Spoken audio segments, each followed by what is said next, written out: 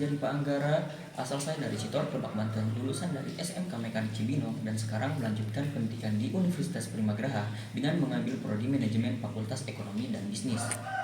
Tujuan saya untuk membuat video ini untuk memenuhi syarat ujian tengah semester saya dengan mata kuliah komunikasi bisnis dengan dosen pengampu Muhammad Teguh Setiadi SEMM, CTMP, CMC, CPGAM, CPLM, dan CIB. Di sini saya akan mempresentasikan tentang kunci kesuksesan perusahaan. Nah, komunikasi bisnis yang efektif adalah elemen penting dalam membangun hubungan yang kuat dengan pemangku kepentingan seperti karyawan, pelanggan, mitra, dan investor. Tapi manfaatnya jauh lebih luas dari sekedar hubungan yang baik. Yuk kita bahas apa saja dampak positifnya. Nah, manfaat komunikasi bisnis yang efektif. Yang pertama yaitu keputusan lebih tepat sasaran. Komunikasi yang jelas dan terstruktur membantu pengambilan keputusan sesuai target yang diinginkan. Yang kedua yaitu adalah masalah terselesaikan lebih cepat. Ketika informasi mudah dipahami, tantangan bisa diatasi tanpa buang waktu. Yang ketiga yaitu ada deteksi dini potensi kesalahan. Komunikasi yang terbuka memudahkan identifikasi masalah sebelum jadi lebih besar. Yang keempat yaitu produktivitas meningkat. Kolaborasi dan koordinasi yang lancar bikin tim lebih fokus dan efisien.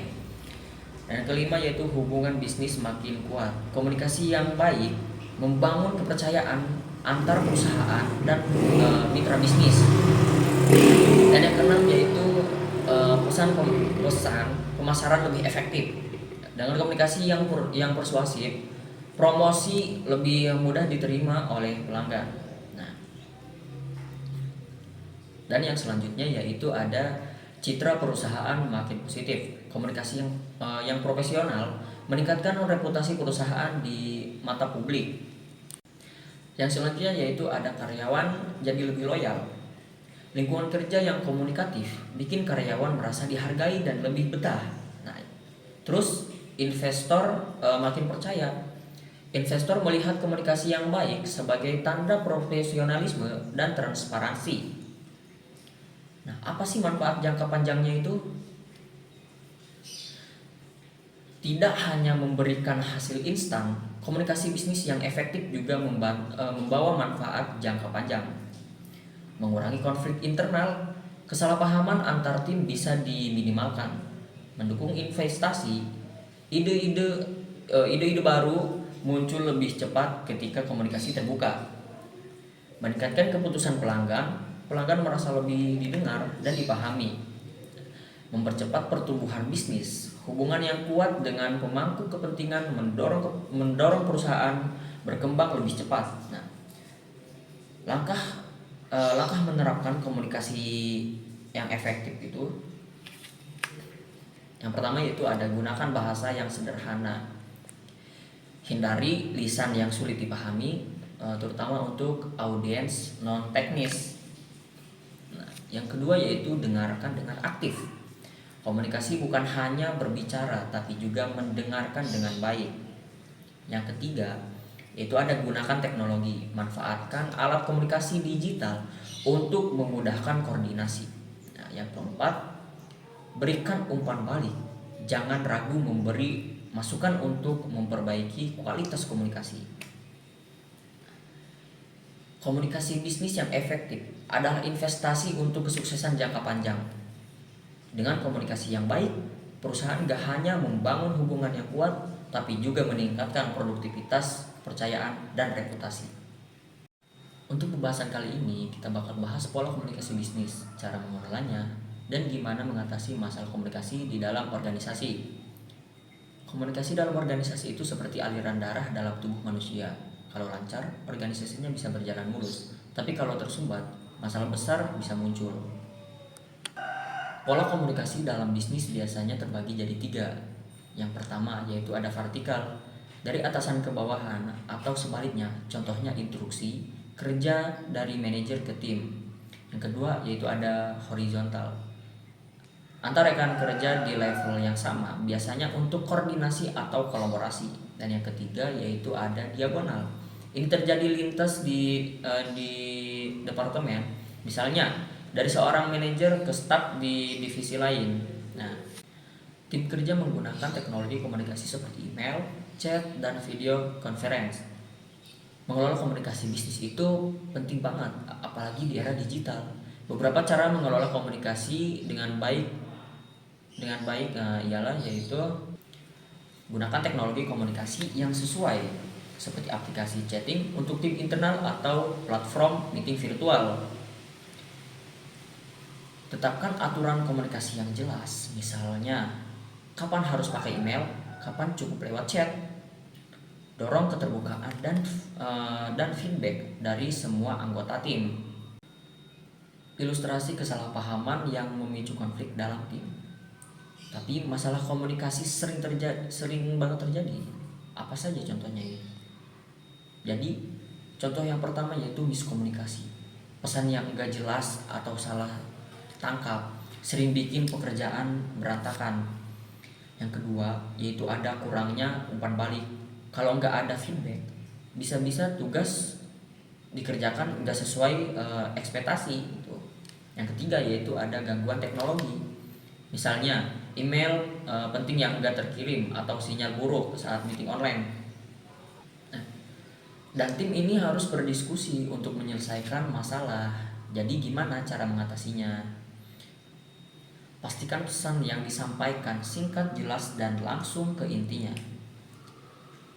Beri ruang untuk diskusi dan klarifikasi. Jangan takut bertanya kalau nggak paham gitu. Selalu siapkan backup teknologi kalau video conference gagal. Gunakan telepon atau chat. Terus tim kerja dengan suasana positif dan produktif. Nah, jadi kesimpulannya itu komunikasi yang baik itu kunci organisasi yang sukses dengan pola komunikasi yang tepat, pengelolaan yang baik, dan solusi untuk masalah komunikasi. Organisasi bisa lebih efektif dan produktif. Nah, dan sekarang kita akan membahas tentang komunikasi bisnis, yaitu pentingnya dalam dunia kerja. Komunikasi bisnis adalah jantung dari setiap organisasi. Dalam video ini, kita akan membahas apa itu komunikasi bisnis, cakupannya, unsur-unsurnya, tantangan yang dihadapi, hingga manfaatnya dalam dunia kerja. Terus, apa itu komunikasi bisnis? Komunikasi bisnis adalah proses penyampaian informasi atau pesan dalam konteks operasional dan strategi organisasi. Proses ini bisa dilakukan secara verbal maupun non-verbal dengan tujuan utama untuk mendukung pencapaian target bisnis. Unsur-unsur penting dalam komunikasi bisnis itu yang pertama yaitu pengiriman. Orang yang memiliki ide atau gagasan untuk disampaikan. Nah, yang kedua yaitu ada mengubah ide menjadi pesan. Ide tersebut diubah menjadi format yang mudah dipahami penerima. Yang ketiga yaitu ada pemindahan pesan. Penyebaran pesan dari pengirim ke penerima. Terus ada penerima, orang yang menerima dan menginterpretasikan pesan. Yang kelima yaitu ada umpan balik. Tanggapan dari penerima untuk memastikan pemahaman yang sama. Nah, tantangan dalam komunikasi bisnis. Meskipun penting, komunikasi bisnis sering menghadapi tantangan seperti yang pertama yaitu ada perbedaan budaya. Bisa menyebabkan kesalahpahaman karena makna yang berbeda dalam budaya tertentu. Yang kedua yaitu ada gangguan teknologi. Sinyal drop atau kesalahan server dapat mengurangi kualitas komunikasi. Yang ketiga yaitu ada ketersediaan sumber daya. Keterbatasan waktu dan anggaran sering menjadi hambatan.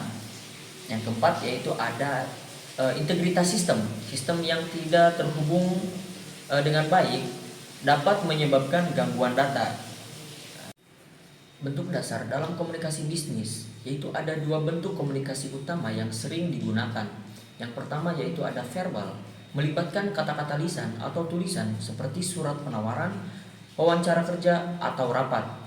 Yang kedua yaitu ada nonverbal, menggunakan simbol, perilaku, atau tindakan untuk menambah makna dalam komunikasi verbal. Peran komunikasi dalam dunia bisnis. Komunikasi dalam bisnis tidak hanya tentang menyampaikan informasi, lebih dari itu, komunikasi adalah alat untuk membangun hubungan bisnis, memahami kebutuhan pelanggan, merealisasikan visi dan strategi perusahaan, memfasilitasi umpan balik, dan meningkatkan kualitas informasi yang disampaikan. Jadi kesimpulannya dalam komunikasi bisnis itu ialah elemen penting untuk mencapai efektivitas dan efisiensi organisasi. Dengan komunikasi yang baik, perusahaan dapat membangun hubungan yang kuat, menyelesaikan masalah dengan cepat, dan mencapai tujuan strateginya. Itulah pentingnya komunikasi bisnis dalam dunia kerja. Jangan lupa untuk selalu mengingatkan keterampilan komunikasi dalam bisnis. Dan kali ini kita akan membahas tentang tujuan komunikasi, umpan balik, dan bentuknya atau cara menghindari kesalahpahaman. Komunikasi itu bukan cuma soal berbicara. Ada tujuan, umpan balik, dan bentuknya yang kalau nggak diperhatikan bisa bikin kesalahpahaman jadi semakin besar. Tujuan utama komunikasi itu ada banyak, tapi yang paling penting adalah yang pertama yaitu meningkatkan pemahaman dan kerjasama di kantor. Kalau semua orang paham perannya, pasti kerjaannya jadi lebih lancar. Yang kedua yaitu membangun hubungan baik dengan rekan kerja, pelanggan, atau mitra bisnis. Hubungan yang baik itu modal utama. Yang ketiga yaitu ada mendukung pengambilan keputusan. Dengan komunikasi yang jelas, keputusan jadi lebih cepat dan tepat. Yang keempat yaitu ada menyelesaikan konflik. Kesalahpahaman sering muncul karena komunikasi nggak efektif. Tapi kalau komunikasinya bagus, konflik lebih gampang diatasi. Nah, di dalam komunikasi itu umpan balik adalah elemen penting. Kenapa? Karena tanpa umpan balik, kita nggak tahu apa pesan yang kita sampaikan sudah dimengerti atau malah bikin pusing. Nah, contoh sederhananya yaitu kalau kamu kirim pesan ke teman, terus dia cuman jawab oh, bukannya lega, kamu malah mikir maksudnya apa ya? Nah, makanya selalu pastikan ada umpan balik yang jelas untuk menghindari kesalahpahaman. Ngomongin bentuk komunikasi, ada dua jenis utama. Yang pertama yaitu ada verbal. Ini termasuk kata-kata yang kita ucapkan atau tulis. Contohnya presentasi, rapat, atau email. Terus yang kedua ada nonverbal. Ini bahasa tubuh, ekspresi wajah, atau bahkan intonasi suara. Kadang bahasa tubuh bisa dibilang lebih banyak dari kata-kata. Tapi nggak bisa dipungkiri, kesalahpahaman sering banget terjadi. Bisa karena pesan yang gak jelas, terlalu cepat menarik kesimpulan, atau bahkan gangguan teknologi. Jadi gimana cara menghindarinya? Yang pertama yaitu gunakan bahasa yang sederhana dan langsung ke poin. Yang kedua yaitu ada jangan ragu untuk meminta klarifikasi kalau ada yang kurang jelas. Dan yang ketiga yaitu ada pastikan semua orang punya kesempatan untuk memberikan umpan balik. Nah, intinya komunikasi yang baik adalah kunci utama menyelesaikan masalah, membangun hubungan yang kuat, dan mencapai tujuan bersama. Jangan remehkan pentingnya komunikasi ya. Gimana menurut kamu? Sudahkah komunikasi di tempat kerja atau lingkunganmu berjalan efektif? Baik, mungkin hanya itu yang bisa saya sampaikan tentang komunikasi bisnis yang efektif atau kunci kesuksesan perusahaan. Kemudian dalam organisasi atau pola pengelolaan dan cara mengatasi masalah, kemudian komunikasi dalam bisnis ataupun pentingnya dalam dunia kerja, terus tujuan komunikasi bisnis umpan balik dan bentuknya atau cara menghindari kesalahpahaman. Mungkin hanya sekian, kurang lebihnya mohon maaf. Wabillahi taufiq wal hidayah. Assalamualaikum warahmatullahi wabarakatuh.